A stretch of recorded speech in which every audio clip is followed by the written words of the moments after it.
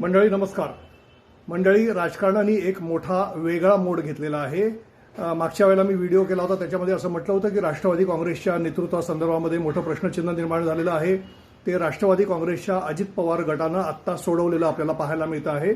त्यांनी अजित पवारांच्या पत्नी सुनेत्रा पवार, ज्या आता राज्यसभेच्या खासदार आहेत, त्यांना राज्याच्या उपमुख्यमंत्री पदासाठी दावेदार घोषित केलेलं आहे आणि त्या आज शपथ घेत आहेत. संध्याकाळी त्यांची शपथविधी होईल.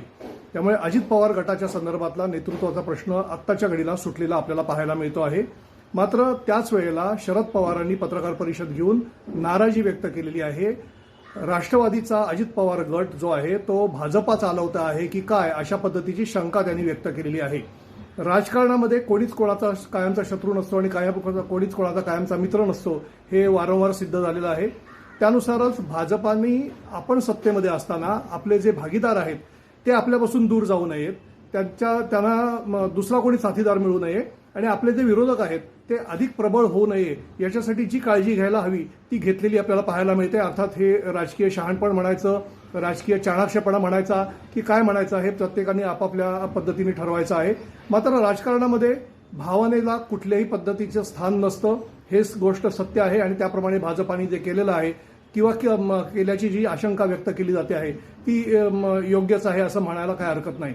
कारण पुन्हा एकदा लक्षात गोष्ट घेतली पाहिजे की आत्ताच्या घडीला राष्ट्रवादी काँग्रेस, अजित पवार गट जो सत्तेमध्ये आहे, त्यांना सत्तेच्या बाहेर पडायचं आहे का, तर त्यांना पडायचं नाही आहे असं स्पष्ट आहे. कारण खुद्द अजित पवारांना देखील सत्तेमध्ये राहूनच लोकांची सेवा करता येते, अशाच पद्धतीचं सांगणं होतं अजित पवारांचं आणि अजित पवारांनी ते वारंवार बोलावून दाखवलेलं आहे.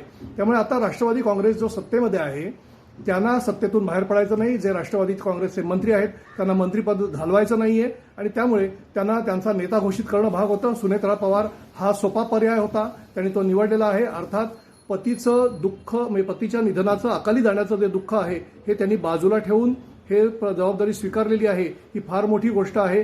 अर्थात हे जबाबदारी ते पेलतील, पेलणार नाहीत, आपल्याला आत्ताच्या घडीला माहिती नाहीये. नेतृत्वाचा प्रश्न राष्ट्रवादी काँग्रेसनं आता सोडवलेला दिसतोय. राष्ट्रीय अध्यक्षपदाचा प्रश्न अद्याप कायम आहे. प्रफुल्ल पटेल तिथे इच्छुक आहेत, मात्र ते होतील अध्यक्ष की सुनेत्रा पवारच अध्यक्ष होतील, आत्ताच्या घडीला आपल्याला माहिती नाहीये. सुनेत्रा पवार उपमुख्यमंत्री म्हणून कितपत यशस्वी होतील, राष्ट्रवादी काँग्रेसला नेतृत्व देण्यामध्ये कितपत यशस्वी होतील, आत्ताच्या घडीला आपल्याला माहिती नाही. एवढं मोठं दुःख मनामध्ये ठेवून त्यांनी ही मोठी जबाबदारी स्वीकारलेली आहे. ही जबाबदारी पार पाडण्यासाठी आपण त्यांना शुभेच्छा देऊया आणि पहिला महिला उपमुख्यमंत्री म्हणून आपण त्यांना निश्चितपणे त्यांच्या कार्याला शुभेच्छा किंवा सुयश चिंतूया. आत्ताच्या घडीला एवढंच.